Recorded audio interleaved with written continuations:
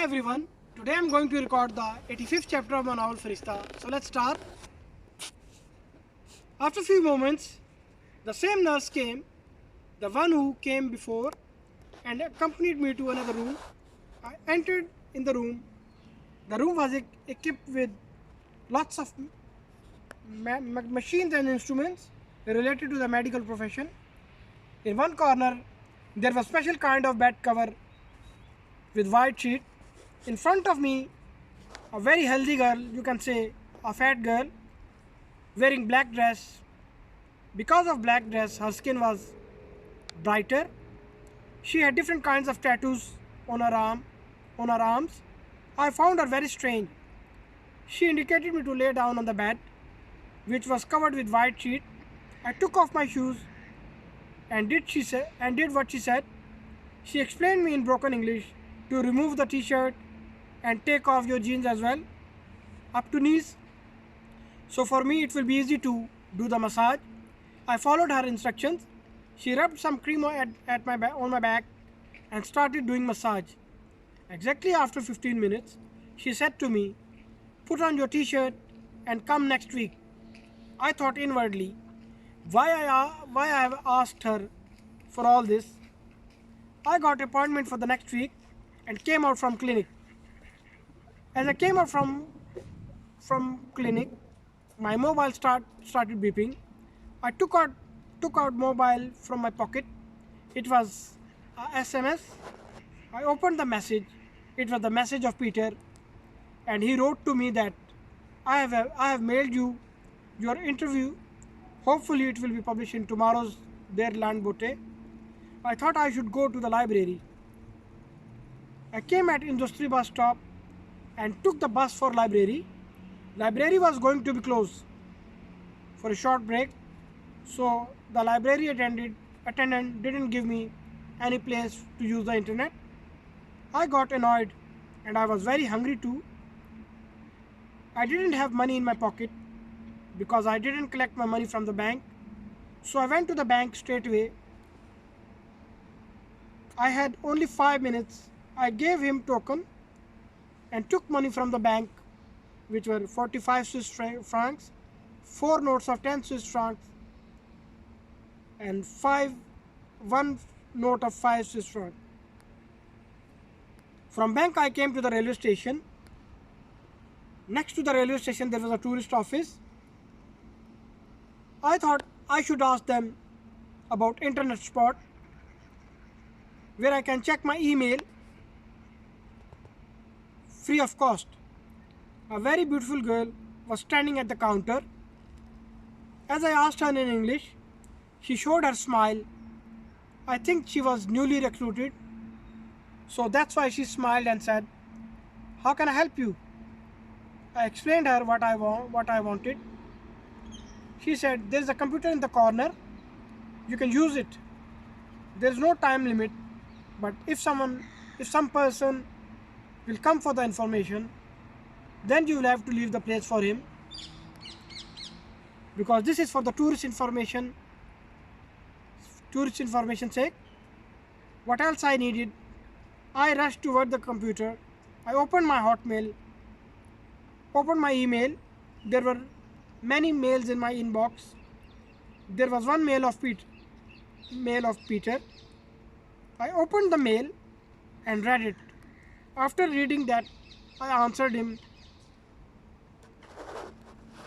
Okay, one thing was good. He sent me English version of my interview. Otherwise, I was unaware of German language. I asked that girl who was at the counter, "Can I have one printout?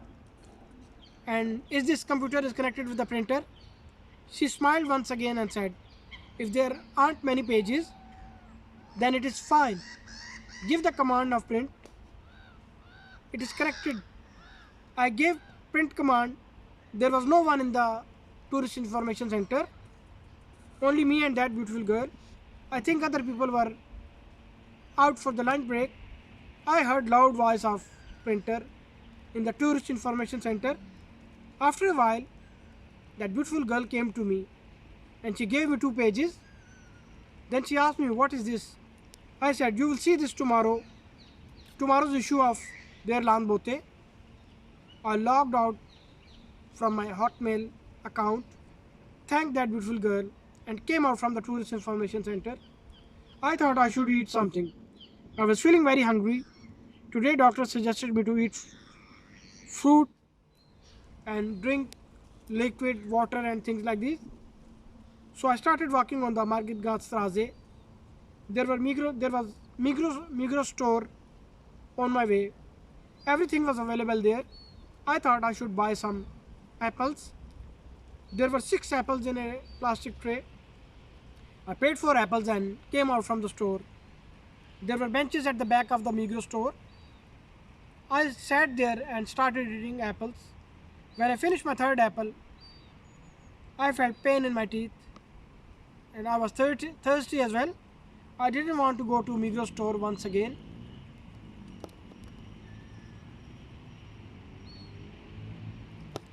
So again I came to Margitgastraße. I crossed the road. The place where I was now was called Graben. I found one small store. There was one store in Arezzo having same name Despar. I entered in the store and showed her my plastic bag. The girl who was standing at the counter, she must be 18 years old or maybe less than that. She said, no problem, you can do your shopping carrying your bag. I bought one big bottle of juice and I came at the counter. When I was paying, I habitually asked her, you are very young and you are doing job. You look schoolgirl. She said, I can't speak English. I can only speak German and Italian. I got stunned and asked her in Italian, and she answered my question. I'm student. My mother went for the lunch break, so she left me here. While we were talking, her mother came. That young girl was very pretty and her mother was nearly ugly. I asked her in Italian, you run this store alone? She said, no, me and my husband, we both work together. He went to buy some stock. I asked her, you are from which part of Italy? She said, how do you know that we are Italian? I said, I'm from Arezzo. I used to live there and now I live here. She said, you speak very good Italian. By the way, we are from Sicily and we are settled here since very long. I said in Italian, Arrivederci, means see you soon, and came out from that store. I thought I should go to the asylum center, wash myself and go to see Raza. I will show him this printout. I need to talk to him. I wanted to know a lot about 9/11, so I came to asylum center. I just ate 2 apples and rest of them I left in the plastic tray. I finished half of juice bottle. As I came to the asylum center, I felt something in my belly, so I went to the toilet. I solved my problem. Dr. Boehringer was very right that we don't drink water and we don't eat food. The thing which I used to do in 15 minutes, I did it in couple of minutes. I decided in the toilet, onward I will drink a lot of water and eat fruit as well. I washed my hands and came to the asylum center's main hall. I was just thinking that I will go to Raza's asylum center to meet with him. My mobile started beeping when I saw the message and got amazed that it was Raza's message. He informed me that he is going somewhere for 2 days, so he won't be at his asylum center. He will come back on Sunday. On Friday, when I finished my breakfast, the first thing I did, I searched for newspaper Der Landbote. I found Schäfer more friendly than Schneider. Comparatively, Schneider was good. Comparatively, Schäfer was better. I asked him in a friendly way, do you have today's issue of Der Landbote? He said, it's in my room, but it's in German language and you can't read German. I said, I will see the photos. It has been ages that I haven't seen some beautiful face. He smiled and brought me newspaper from his room called Der Landbote. I took the newspaper and spread on a big rectangular table which was in the middle of the hall. I searched all the pages, not once but many times. I didn't find what I was looking for. I got shocked because Peter told me that it will be published in Friday's issue. I thought maybe it was a joke. I mentioned some people that my interview will be published in the newspaper. Anyway, I folded the newspaper and gave it to Sheffer. He said, "What happened? You didn't like the photos?"